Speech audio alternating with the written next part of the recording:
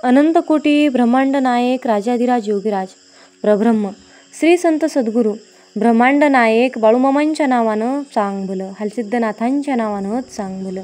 नमस्कार प्रेमळ भक्तांनो, तुम्हा सर्वांचे पुन्हा एकदा मनापासून स्वागत आहे.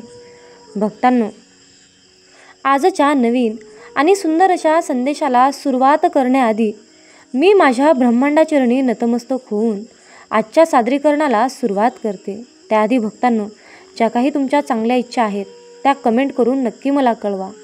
मी सुद्धा बाळूमामाचरणी हीच प्रार्थना करेल की बाळूमामा सर्व भक्तांच्या सर्व चांगल्या इच्छा लवकरात लवकर पूर्ण करावे. हीच मी माझ्या ब्रह्मांडाचरणी पुन्हा पुन्हा प्रार्थना करते आणि आजच्या सादरीकरणाला सुरुवात करते.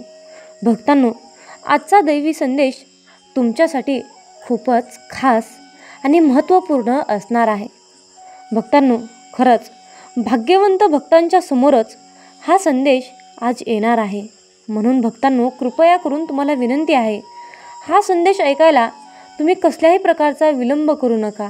कारण हा संदेश ऐकल्यानंतर तुमचं भाग्य चमकणार आहे, तुमच्या नशिबाचे बंद दरवाजे उघडणार आहेत. म्हणून कृपया करून तुम्हाला हात जोडून विनंती आहे की हा संदेश तुम्ही नक्की ऐका आणि या संदेशातील टिप्स आणि ट्रिक्स तुम्हाला कशा वाटल्या, हा संदेश तुम्हाला आवडला की नाही हे सुद्धा मला कमेंट करून नक्की कळवा. चला तर मग आपण आपल्या दैवी संदेशाला सुरुवात करूया. भक्तांनो, पहाटे 3 आणि 5च्या दरम्यान लघवी करण्यासाठी उठणाऱ्या सर्वांना हे रहस्य धक्का देईल. प्रिय भक्तांनो, तुम्ही कधी लक्षात घेतले आहे का की तुम्ही पहाटे 3 ते 5च्या दरम्यान का उठता?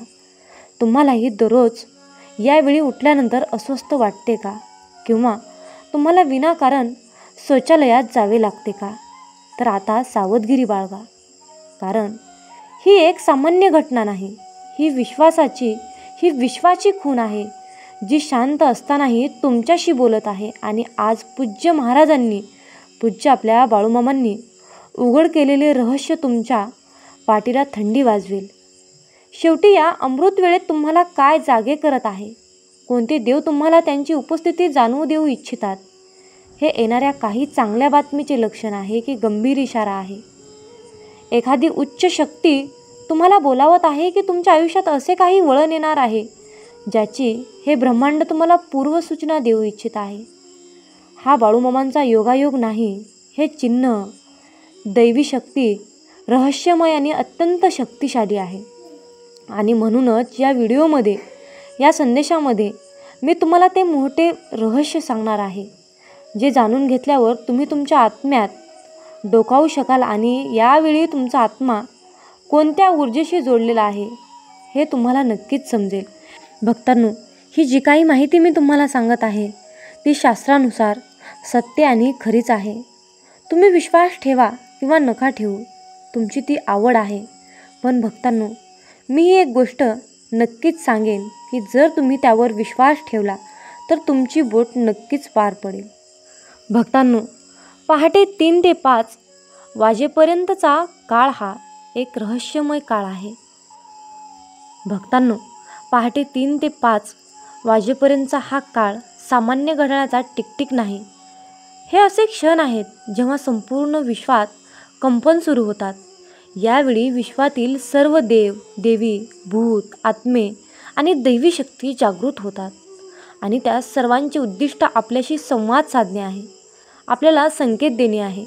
जेव्हा आपण जीवनात काही चुकीच्या मार्गावर चालायला लागतो, जेव्हा आपली कृत्य दोषपूर्ण होऊ लागतात, तेव्हा देव गप्प बसत नाही.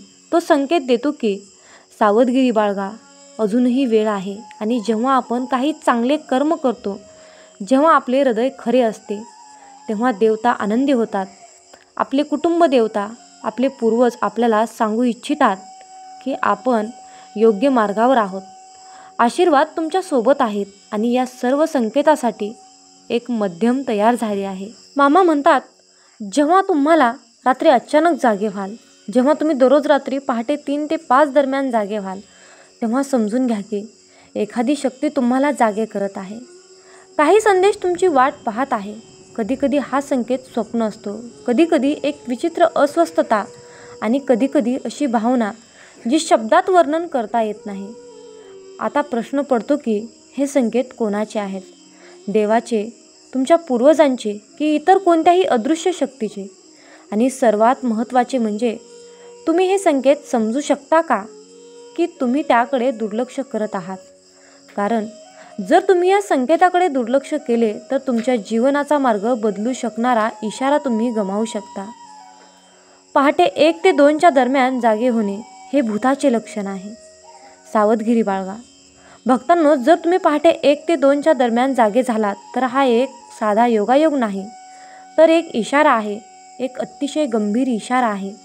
कारण ही वेळ भूत, पिशाच आणि नकारात्मक शक्ती जागे होतात. यावेळेस जेव्हा संपूर्ण जग गाढ झोपेत असते तेव्हा अंधाराच्या शक्ती पृथ्वीवर फिरतात आणि ज्या घरात ऊर्जा कमकुवत असते किंवा कर्मामध्ये काही दोष असतो अशा घरामध्ये प्रवेश करण्याचा प्रयत्न करतात.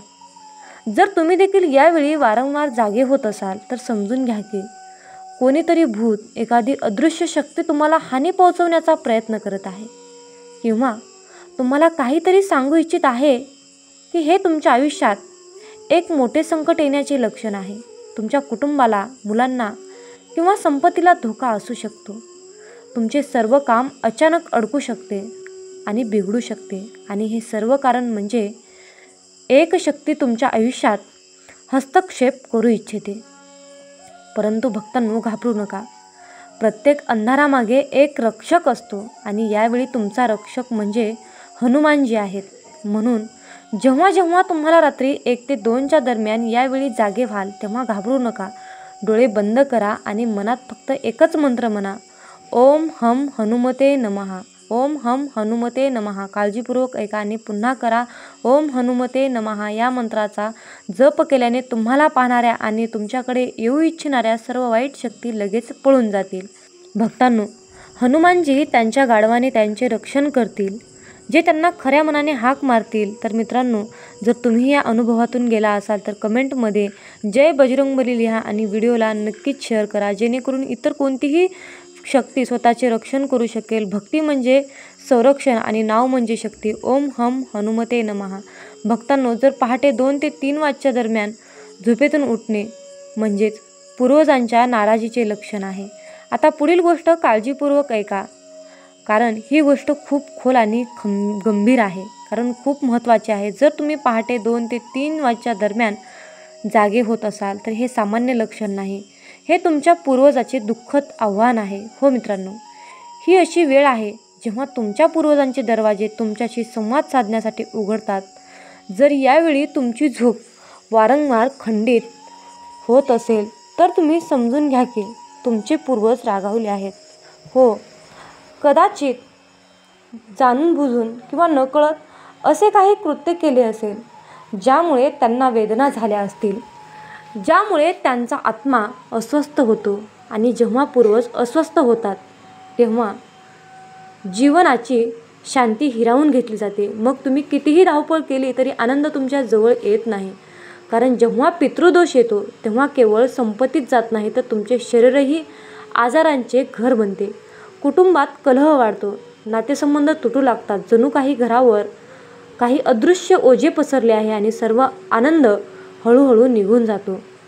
परंतु भक्तांनो, या चिन्हाकडे दुर्लक्ष करू नका, कारण ते एक इशारा आहे आणि तुमच्या पूर्वजांना शांत करण्यासाठी संधी देखील आहे. तुमच्या आयुष्यात पुन्हा प्रकाश भरण्यासाठी आता असा प्रश्न आहे की यावर उपाय काय आहे?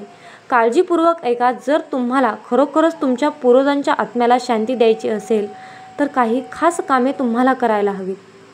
क्रमांक 1, दर गुरुवारी किंवा गरसबटा अमावस्येच्या दिवशी काळ्या कुत्र्याला भाकरी खायला द्या. क्रमांक 2, माशांसाठी पिठाचे गोळे बनवा आणि ते पाण्यात टाका. हे तुमच्या अज्ञात कर्माचे प्रायश्चित्त असेल. क्रमांक 3, सर्वात शक्तिशाली उपाय, गाईला चारा खायला द्या. पूर्वज गाईची सेवा करून आनंदी असतात, त्यांच्या आत्म्याला आराम मिळतो. हे छोटे उपाय तुमच्या आयुष्यातील मोठे संकट टाळू शकतात. आणि त्याचवेळी जर राहू तुमच्या आयुष्यात जड असेल, अडथळे सतत येत असतील तर हे उपाय ते तुम्हाला शांत करतील, तुमच्या आयुष्यामध्ये पुन्हा आनंद आणतील. भक्तांनो, तुमच्या पूर्वजांनाही आनंद मिळेल, त्यांच्या आत्म्याला शांती मिळेल आणि त्या बदल्यात तुमच्या आयुष्यात पुन्हा आनंद, समृद्धी आणि संतुलन परत येईल. पहाटे 3 ते 4 वाजेपर्यंत उठणे हे कुटुंब देवतांच्या नाराजीचे लक्षण आहे. आता पुढची गोष्ट खूप काळजीपूर्वक ऐका, कारण आता आपण त्या वेळेबद्दल बोलणार आहोत जो सर्वात रहस्यमय आणि सर्वात इशारा देणारा आहे. जर तुम्ही पहाटे 3 ते 4 वाजेपर्यंत या दरम्यान वारंवार जागे होत असाल तर तुम्हाला फक्त सतर्क राहावे लागणार, कारण हीच वेळ आहे जेव्हा तुमचे कुटुंब देवता तुमच्याशी संवाद साधण्याचा प्रयत्न करत आहेत. तीच कुटुंब देवता जिच्या सावलीत तुमचा संपूर्ण वंश बलिदान दिला जातो, तीच कुलदेवी जिच्या आशीर्वादाने तुमचे घर वसते, तुमची संतती वाढते, तुमचे आयुष्य पुढे जाते. जेव्हा तीच शक्ती तुमच्यावर रागावते तेव्हा आयुष्यातील प्रत्येक गोष्ट एक एक करून तुटू लागते. यावेळी जेव्हा तुम्ही जागे व्हाल तेव्हा हे लक्षण आहे की तुम्ही तुमच्या कुलदेवतेला कुठेतरी विसरला आहात. असे बरेच लोक आहेत जे कुलदेवतेची पूजा करत नाहीत किंवा त्यांची आठवणही करत नाहीत. ते कधीही त्यांच्या चित्रापुढे नतमस्तक होत नाहीत आणि नंतर नकळत ते स्वतःच्या मूळ स्तोत्रावर रागावतात. कुलदेवता रागावल्यावर आयुष्यात काय घडू लागते? घरात अनावश्यक भांडणे होतात, कुटुंबात अशांतता पसरते, मुलांचे आरोग्य पुन्हा पुन्हा बिघडते, मुलींचे लग्न अडकते, व्यवसाय ठप्प होतो, नोकऱ्या पुन्हा पुन्हा जातात आणि सर्वात धोकादायक गोष्ट म्हणजे एक विचित्र सावली प्रत्येक काम थांबवते. हे सर्व संकेत आहेत की तुमचा कुलदैवता तुम्हाला काहीतरी सांगत आहे. जर ते तुम्हाला रात्री 3 ते 4च्या दरम्यान जागे करत असतील आणि तेही संपूर्ण विश्व शांत असेल तर आता तुम्ही काय करावे यावर उपाय काय आहे? पहिला उपाय म्हणजे पौर्णिमेच्या दिवशी तुमच्या घरात किंवा तुमच्या कुलदेवतेच्या ठिकाणी धूप, दिवा आणि फुले अर्पण करा. दुसरा उपाय म्हणजे जर तुम्हाला तुमच्या कुलदेवता कोण आहे हे माहीत नसेल तर तुमच्या घरातील वडीलधाऱ्यांना विचारा, त्यांची माहिती जाणून घ्या आणि भक्तीने त्यांचे स्मरण करायला सुरुवात करा. तिसरा महत्त्वपूर्ण उपाय म्हणजे जर साप किंवा नागदेवता तुमचा कुलदेवता असेल तर नागपंचमीच्या दिवशी त्यांची पूजा करा, त्यांना दूध अर्पण करा, मनापासून क्षमा मागा. लक्षात ठेवा, जेव्हा कुलदेवता प्रसन्न असते तेव्हा केवळ एका व्यक्तीचीच नव्हे तर संपूर्ण कुटुंबाची प्रगती होते. पहाटे 4 ते 5 दरम्यानच्या जागे होणे हे एक शुभचिन्ह आहे आणि हे ब्रह्ममुहूर्त आहे. आणि आता मित्रांनो, सर्वात शुभ चिन्हाबद्दल बोलूयात. आता येणारी वेळ पहाटे 4 ते 5 वाजेपर्यंत आहे. जर तुम्ही यावेळी जागे झालात, मग ते कोणत्याही कारणाने असो, लघवीची इच्छा असो, अचानक झटका असो किंवा कोणत्याही कारणाशिवाय असो, तर घाबरू नका, हसा, आनंदी राहा, कारण हे एक लक्षण आहे की विश्वातील शक्ती आता तुमच्या बाजूने आहेत. हे ब्रह्ममुहूर्ताचा काळ आहे जेव्हा पृथ्वीचा सर्वात पवित्र ऊर्जा सक्रिय असते. देव, ऋषी, तपस्वी आणि साधक सर्वजण त्यांच्या साधनेसाठी हा काळ निवडतात आणि जर यावेळी तुमचे डोळे उघडत असतील तर असे समजा की देव स्वतः तुम्हाला जागे करत. हा एक संकेत आहे की तुमचा चांगला काळ सुरू होणार आहे. देव तुमच्या कर्मावर खुश आहे आणि आता तुमच्या प्रगतीचा मार्ग उघडणार आहे. हा तो क्षण आहे जेव्हा देव स्वतः तुमच्याकडे येतो आणि शांतपणे म्हणतो की मी तुमच्या सोबत आहे. म्हणून या दिव्य क्षणात घाबरू नका. त्याऐवजी डोळे बंद करा आणि देव महादेवाचे स्मरण करा. हळूहळू मंत्राचा जप करा. ओम नमः शिवाय, ओम नमः शिवाय. प्रत्येक जपाने तुम्हाला तुमच्या आत एक ऊर्जा उतरताना दिसेल, एक शांती, एक दिव्यता. जर तुम्ही हे समजावून घेतले तर हा काळ तुमच्या आयुष्यातील सर्वात मोठा संकेत बनू शकतो, कारण यावेळी जागे होणे ही नशिबाची गोष्ट नाही तर मागील जन्माच्या चांगल्या कर्माचे परिणाम आहे. तर भक्तांनो, जर तुम्ही पहाटे 4 ते 5च्या दरम्यान जागे झालात तर तो योगायोग मानू नका. हा तुमच्या दिव्य भाग्याचा पहिला दरवाजा आहे. प्रत्येक वेळी तुम्ही जागे होताच ओम नमः शिवाय मंत्राचा किमान 11 वेळा जप करा. नंतर पुन्हा शांतपणे झोपा. तुम्हाला दिसेल की तुम्ही वर्षानुवर्षे ज्यांची वाट पाहत होता ती सर्व काही लवकरच तुमच्या आयुष्यात येणार आहे. जर तुम्ही असे काही अनुभवले असेल तर कमेंटमध्ये हर हर महादेव लिहा आणि या व्हिडिओला तुमच्या प्रियजनांसोबत नक्कीच शेअर करा. भक्तांनो, स्वप्ने व तीच स्वप्ने जिथे देव आपल्याशी शांतपणे बोलतो. बऱ्याच वेळा जेव्हा आपण जागृत जगात चिन्हे समजू शकत नाही तेव्हा देव, विश्व आपले पूर्वज किंवा अदृश्य शक्ती स्वप्नाद्वारे आपल्याशी संवाद साधतात. पण प्रश्न असा आहे की तुम्ही ती चिन्हे ओळखता का? असे आहे की काही इशारा वारंवार मिळत ना आहे, पण तुम्ही ते फक्त एक स्वप्न समजवून विसरतात. तर मित्रांनो, आज मी तुम्हाला 3 सर्वात शक्तिशाली स्वप्नांची चिन्हे सांगेन. जर तुम्ही ती समजावून घेतली तर तुम्ही मोठी आपत्ती टाळू शकता किंवा मोठे भाग्य मिळवू शकता. स्वप्नात साप दिसला तर, जर तुम्हाला स्वप्नात साप दिसला असेल तर ते चांगले लक्षण नाही. हे लक्षण आहे की तुमच्या भोवताली नकारात्मक ऊर्जा किंवा लपलेले शत्रू सक्रिय होत आहेत. हे एक इशारा आहे की काही मोठे संकट, फसवणूक किंवा संकट तुमच्या आयुष्याकडे सरकत आहे. काय करावे? ताबडतोब जवळच्या नागदेवता किंवा नागदेवता मंदिरात जा. तेथे नारळ अर्पण करा, थोडे दूध अर्पण करा आणि भक्तीने माफी मागा. या सोप्या उपायाने नकारात्मक ऊर्जा थांबेल आणि नागदेवतेच्या कृपेने तुम्ही सुरक्षित राहाल. मामा म्हणतात, माझ्या बाळा, आयुष्यामध्ये सगळ्यांची मनं जपायचं.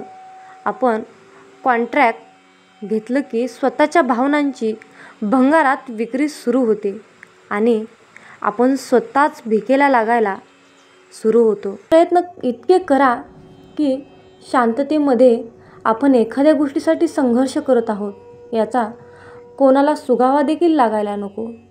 याच संघर्षातून पुढचं पाऊल जन्म घेतं. याच भविष्यातील योजना आधी बोलून दाखवू नका.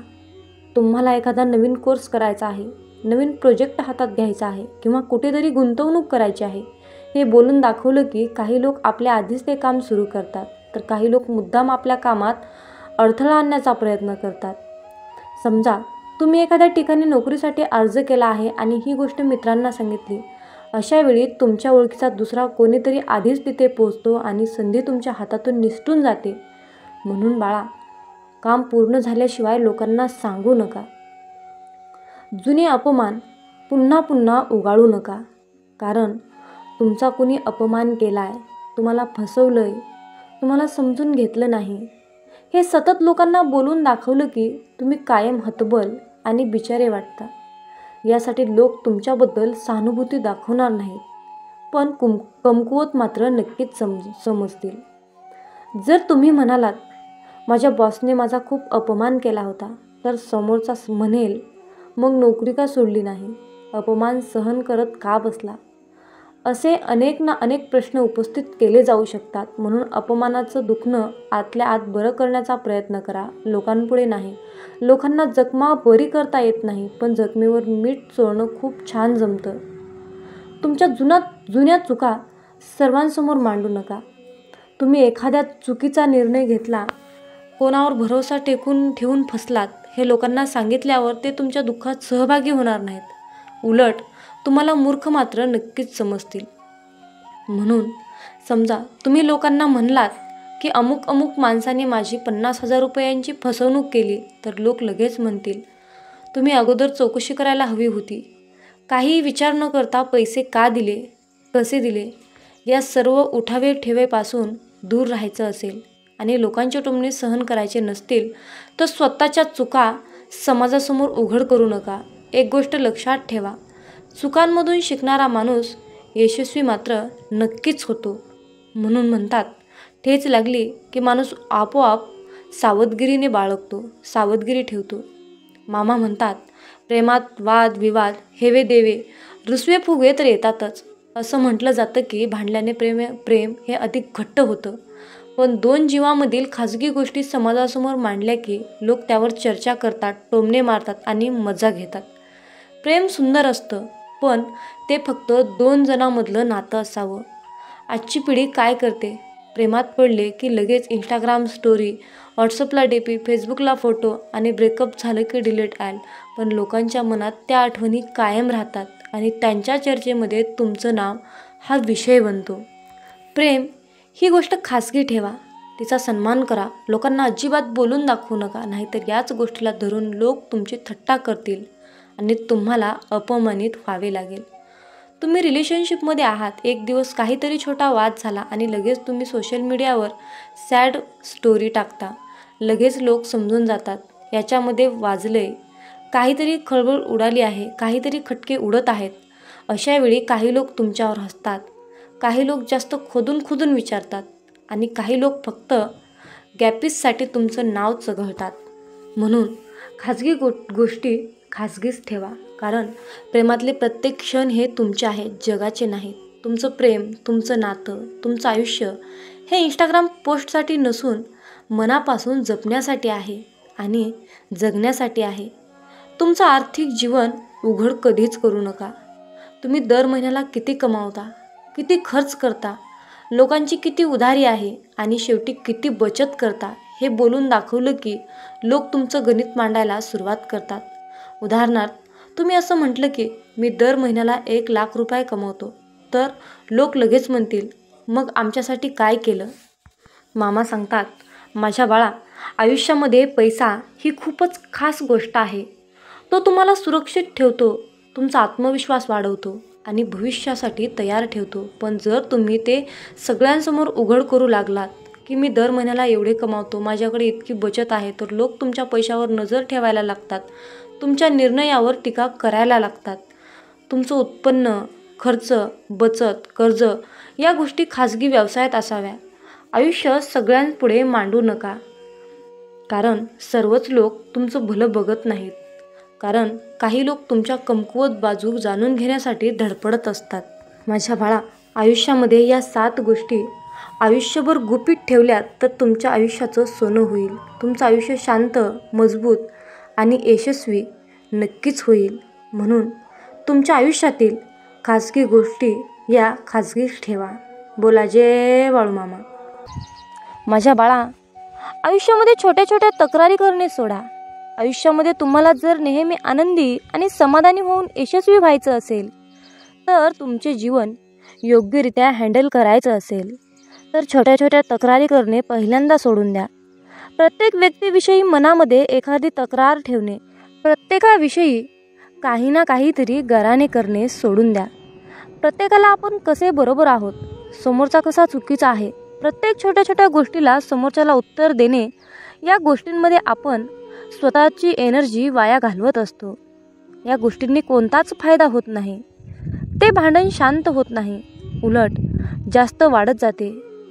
आयुष्यामध्ये आपण ज्या गोष्टी सिद्ध करणार आहोत त्या सिद्ध करण्याकडे लक्ष द्या. एखादा व्यक्ती तुम्हाला त्रास देत आहे म्हणून त्या व्यक्तीमध्ये गुंतवून स्वतःचे नुकसान करून घेऊ नका. स्वतःचे स्वप्न मोठे ठेवा, ध्येय मोठे ठेवा आणि विचार देखील तसेच मोठे ठेवा.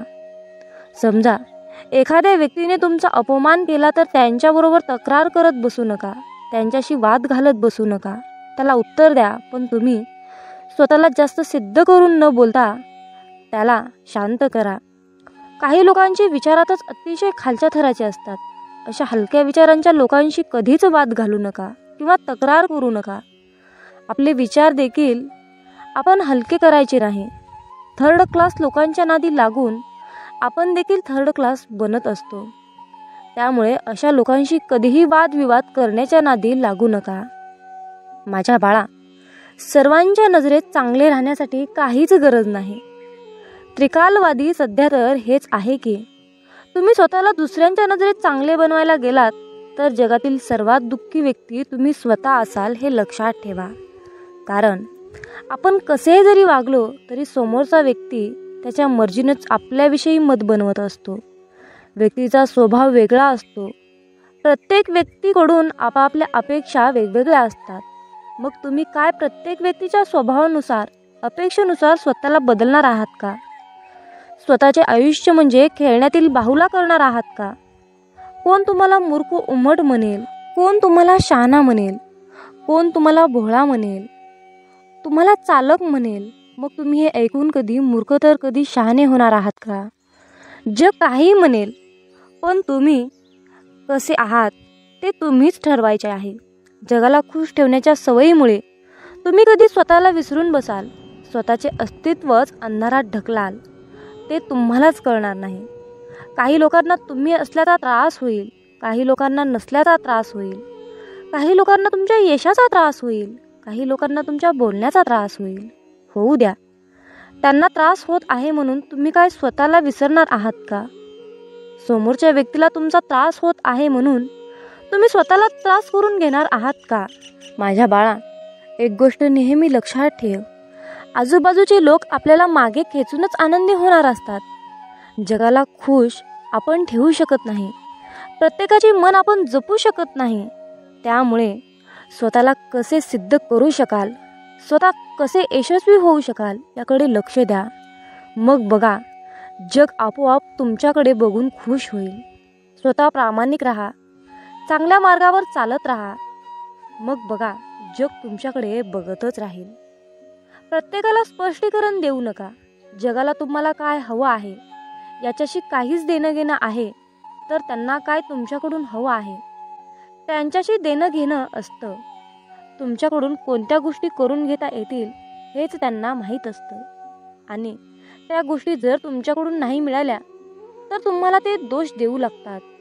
मग अशा लोकांना तुम्ही स्वतःबद्दल कधीही स्पष्टीकरण देत बसू नका.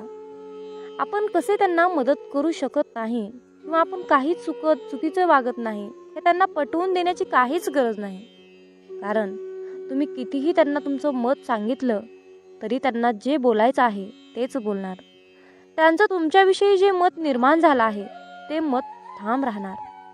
तुमच्या स्पष्टीकरणाचा काहीच उपयोग होणार नाही. अशी लोक स्वार्थी असतात, फसवी असतात. अशा लोकांना दुसऱ्यांच्या मताशी, भावनांशी काहीच घेणं देणं नसतं. अशा लोकांना ओळखणं अतिशय गरजेचं असतं. आणि अशा लोकांना आपण त्यांच्याशी किती चांगले वागत आहोत हे पटवून देण्याचा प्रयत्न म्हणजे व्यर्थ मूर्ख लोकांचे मन जपणं. मूर्खांचंच लक्षण होऊ शकतात. त्यामुळे फसव्या लोकांपासून, मूर्ख लोकांपासून दूर राहा. त्यांना कधीही स्वतःबद्दल स्पष्टीकरण एक्सप्लेन करत बसू नका. अपेक्षा कमी करा. आपल्या मानसिक त्रासाचे खरे कारण आहे. समोरच्या व्यक्तीकडून अपेक्षा करणे त्याला काय वाटत असते. आपण समोरच्या व्यक्तीशी खूप चांगले वागत आहोत, त्याचा खूप चांगला विचार करत आहोत, तर त्याने देखील आपल्याविषयी आपल्याशी चांगले वागावे, आपला चांगला विचार करावा. आणि हीच अपेक्षा आपल्याला आतून खचवत असते, आपल्याला कमकुवत बनवत असते. जितक्या अपेक्षा जास्त तितका त्रास देखील जास्त. ज्या वेळेला आपल्या अपेक्षा पूर्ण होत नाहीत त्यावेळेला आपण निगेटिव्ह विचार करायला लागतो. समोरच्या व्यक्तीकडून आपण आपल्याशी आपल्या मर्जीप्रमाणे वागण्याचा अपेक्षा केल्या तर चुकीचं आहे. समोरचा व्यक्ती त्याच्या मर्जीनेच वागणार, त्याच्या मनावर आपलं बंधन ठेवू नका. आपण एखाद्याशी नातं प्रामाणिकपणे निभावत असतो तर समोरचा आपल्याशी स्वार्थासाठी नातं निभावत असतो. आपण नात्यामध्ये प्रेम करतो तर ते लोक आपल्यामध्ये फसवण्यासाठी संधी शोधतात. मग अशा परिस्थितीत चुकीचा कोण, आपण की समोरची व्यक्ती? तर याचे उत्तर असेल आपणच असतो. आपण जे काही समोरच्या व्यक्तीशी वागतो ते आपलं कर्म आहे आणि समोरचा व्यक्ती आपल्याशी जो वागतो तो त्याचं कर्म आहे. आपण त्यांच्याकडून चांगले वागण्याच्या अपेक्षा करणे हे चुकीचे आहे. कारण आपण अशा लोकांशी नातं निभावत असतो जे की ते लोक लायकीचेच नसतात. आपण त्यांच्याकडून अपेक्षा करणे सर्वात मोठी चूक असते. समोरच्या व्यक्तीकडून आपल्या अपेक्षा पूर्ण नाही झाल्या तर आपण स्वतःला दोषी ठरवायचे नाही, तर स्वतःला आनंदी आणि समाधानी आणि आयुष्यात सिद्ध करून यशस्वी व्हायचं असेल तर सर्वात आधी सोडून द्या अपेक्षा करणे. मामा म्हणतात, माझ्या बाळा, आयुष्यामध्ये कधीच भोळे राहू नका, हुशार बना. स्वभाव चांगला असणे, समोरच्याला समजून घेणे संयमी असते. अतिशय चांगली गोष्ट आहे. पण या गोष्टी प्रमाणाबाहेर आपल्या स्वभावात असल्या तर समोरची व्यक्ती आपला फायदा घेऊ शकते. या कलियुगामध्ये अतिशय चांगले भोळे असून फायदा, कारण अलीकडे लोक त्या लायकीचेच नाहीत.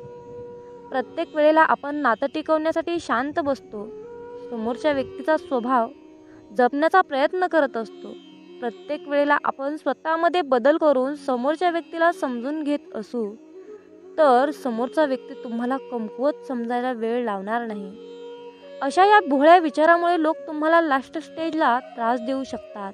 आणि ज्या वेळेला तुमचा संयम सुटतो आणि तुम्ही त्रास देणाऱ्या व्यक्तीला उत्तर द्यायला लागतात त्यावेळेला तुम्हाला उर्मटमधून सिद्ध केले जाते. जो तुमच्या भावनेचा कदर करतो, जो तुमच्या प्रत्येक शब्दाला किंमत देतो, जो तुम्हाला समजून घेतो, त्याला तुम्ही नक्कीच किंमत द्या, त्याला समजून घ्या. पण ज्या लोकांना तुमची कदर नाही, त्या लोकांसमोर झुकण्याची काहीच गरज नाही. प्रत्येक वेळा तुम्हीच झुकायला गेलात तर लोक तुम्हाला झिरो समजतील आणि व्हॅल्यू देणार नाही. त्याचबरोबर तुमचा फायदा देखील घेतील. म्हणून अशा लोकांच्या मागे पुढे करण्याची काहीच गरज नाही. स्वतःचा स्वभाव भोळसर नसावा. अलीकडच्या काळामध्ये भोळे नाही तर हुशार बना, तरच तुमचा निभाव लागू शकतो, नाही तर नाही. प्रत्येकाच्या प्रत्येक प्रश्नाचे उत्तर देऊ नका. अरे बाळा, प्रत्येक वेळेला प्रत्येकाच्या प्रश्नाचे उत्तर देण्याची काहीच गरज नाही. आपण कोणाच्याही प्रश्नामध्ये बांधील नाही. आपण स्वतःच्या मनाचे राजे असले पाहिजे. कधीतरी काही लोकांच्या गोष्टी किंवा प्रश्न ऐकून सोडून द्या. शांत राहा. तुमची शांतता त्यांच्या प्रश्नाचे बरोबर उत्तर असेल. काही लोक तुमच्या प्रत्येक गोष्टींवर प्रश्न निर्माण करतील. तुमच्या कामावर, तुमच्या बोलण्यावर, वागण्यावर, तुमच्या स्वप्नांवर, प्रत्येक गोष्टींवर प्रश्न तयार करतील आणि तुम्हाला कोड्यात टाकतील. म्हणून तुम्ही काय स्वतःला सिद्ध करण्यासाठी त्यांच्या प्रत्येक प्रश्नाचे उत्तर देत बसाल का? हा जर काही चांगले प्रश्नाचे उत्तर देत बसला तर त्याचे प्रश्न कधीही संपणार नाहीत. उलट तुमची एनर्जी वाया जाईल, वेळ वाया जाईल. तुमचा ब्रेन काम करण्यालायक राहणार नाही. तुमचे मन अस्वस्थ होईल. अशा व्यक्तींच्या निगेटिव्ह प्रश्नामुळे तुम्ही निगेटिव्ह विचार करायला लागाल, स्वतःला कमी समजायला लागाल. आयुष्याच्या प्रत्येक वळणावर वेगवेगळ्या स्वभावाचे लोक भेटतील. तर काही तुम्हाला त्रास देणारे असतील, तुम्हाला काही मागे खेचणारे असतील, काही तुमचा अपमान करतील. पण अशा लोकांना हँडल कसे करायचे ते शिका. त्यांच्या कोणत्याही गोष्टीला लगेच रिॲक्ट करू नका. शांत राहा. कारण तिरस्काराने भरलेल्या प्रश्नाचे उत्तर तुम्ही तिरस्कारानेच दिलं तर तुमच्यातच फरक काय? प्रत्येकाला उत्तर देत बसण्यापेक्षा स्वतःला काही सिद्ध करायचं असेल याकडे लक्ष द्या. तुम्हाला शांततेत यशस्वी झालेले पाहून प्रश्न विचारणाऱ्या लोकांना आपोआप उत्तर मिळेल. मामा म्हणतात, माझ्या बाळा, आयुष्यामध्ये प्रत्येक गोष्टीवर विश्वास ठेवू नका. समोरच्या व्यक्तीची बोलण्याची प्रत्येक गोष्ट खरी असते असं नाही. समोर दिसणारा व्यक्ती कितीही चांगलं बोलत असला तरीही त्याच्या मनात आपल्याविषयी चांगलंच आहे असं होत नाही. अलीकडच्या काळामध्ये माणसं तोंडावर एक बोलतात आणि पाठीमागे एक बोलतात. आपल्याशी वागायचं एक आणि मनात उद्देश असतो एक. आपल्यापुढे गेलेल्या लोकांना पाहवत नाही. ते आपल्याला मागे खेचण्यासाठी आपल्याशी चांगलं वागण्याचा मुखवटा घालत असतात. त्यामुळे प्रत्येकावर विश्वास ठेवून आपली फसवणूक आपण करून घ्यायची नाही. प्रत्येक माणसाच्या बोलण्याची पद्धत ओळखायला शिकली पाहिजे. काही लोक तर इतके स्वार्थी असतात की त्यांचा स्वार्थ साधेपर्यंत असते. आपल्याशी खूप चांगलं वागतात, आपल्या मनात शिरतात, आपल्याला खूप चांगल्या गोष्टी शिकवतात, सांगतात आणि त्यांचे आपल्याकडून काम झाले, मतलब निघाला की आपल्यापासून दूर निघून जातात. आपल्याला ओळखायला सुद्धा तयार होत नाहीत. मुखवटा घातलेली लोक ओळखायला शिका. काही लोक आपल्याशी चांगलं बोलत असतात, आपल्या चांगल्याच गोष्टी आपल्याला सांगत असतात, कारण त्यांना आपल्याला गोड बोलून शिक्षा द्यायची असते. या लोकांना फक्त आपले नुकसानच झालेले बघायचे असते. त्यामुळे ते लोक चांगलं वागण्याचा दिखावा करत असतात. तर जी लोक फक्त गोड बोलतात ती लोक आपले कधीही शुभचिंतक होऊ शकत नाहीत. खरं तर जी लोक आपल्याला आपल्या चुका समजून सांगतात ती लोक आपली शुभचिंतक असतात हे समजून घेण्याची गरज आहे. त्यामुळे समोरच्या व्यक्तीवर विश्वास ठेवण्या अगोदर स्वतःच्या मनाला पटतंय का ते बघा. समोरच्याचा विश्वास मिळवणे आणि समोरच्यावर विश्वास ठेवणे या दोन्ही गोष्टी माणसाला योग्य मार्गाने जमल्या पाहिजे. माझ्या बाळा, जीवन जगत असताना हाल होतील रे, पण हार कधीच होणार नाही. फक्त माझ्यावर विश्वास ठेवून चल. चिखलात पाय फसले तर नळाजवळ जावे, पण नळाला पाहून चिखलात जाऊ नये. त्याचप्रमाणे जीवनात वाईट परिस्थिती आली तर पैशाचा वापर करावा, परंतु पैसा पाहून वाईट काम करू नये. म्हणूनच म्हणतात, समजून घ्यावे जीवनाचे बारकावे, समजून घ्यावे जीवनाचे बारकावे, अंधार तिथे दीप पाजळावे, अंधार तिथे दीप पाजळावे. मित्रांनो, या आयुष्याकडे बारकाईने लक्षपूर्वक पहा. जिथे अंधार दिसेल तिथे दिवा लावण्याचा प्रयत्न करा. तुमच्या सुद्धा आयुष्यामध्ये मामा नक्कीच प्रकाश टाकतील, यात काही शंकाच नाही. अरे बाळा, आमची साथ मिळवण्यासाठी तुझं अंतर्मन शुद्ध आणि निर्मळ ठेव. मग तुझ्याकडे कोणी वाईट नजर टाकेल, तुला त्रास देण्याचा प्रयत्न करेल, त्यास आम्ही पाहून घेऊ. बाळूमामांचा हा आशीर्वाद प्राप्त करण्यासाठी आत्ताच आपला हा संदेश शेअर करा आणि बाळूमामा, माझा तुमच्यावर पूर्णपणे विश्वास आहे असे टाईप करा. जीवनात तुम्ही स्वतःला जितकं सुखी समजाल तितकंच सुखी राहाल. आपल्याविषयी वाईट बोलणारे बरेच लोक असतात, पण त्यांच्याकडे लक्ष द्याल तर विखुरले जाल. मन शांत ठेवून पुढे जाल तर जीवनात नक्कीच यशस्वी व्हाल. कर्म असं एक रेस्टॉरंट आहे की तिथं ऑर्डर देण्याची गरज नाही. तिथं आपल्याला तेच मिळतं जे आपण शिजवलेलं असतं. जीवनात एखाद्याला सोडून जाताना मागे फिरून पाहावंसं वाटलं तर पुढे जाऊच नये. प्रत्येक वस्तूची किंमत वेळ आल्यावरच होत असते, कारण वातावरणात फुकट मिळणारा ऑक्सिजन हा दवाखान्यात खूप महाग विकला जातो. दुसऱ्यापेक्षा आपल्याला यश उशिरा मिळत असेल तर निराश होऊ नका. हा विचार करा की घरापेक्षा राजवाडा तयार व्हायला जास्त वेळ लागतो.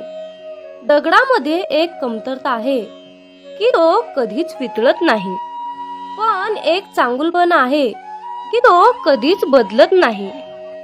जीवनात एका ठराविक वयानंतर आपल्याला पेन्सिलच्या ऐवजी पेन दिले गेले. त्याचं कारण हेच आहे की हे आपल्या लक्षात आले पाहिजे. जसं जसं आपण मोठे होत जातो तसं तसं आपल्या चुका खोडल्या जात नाहीत.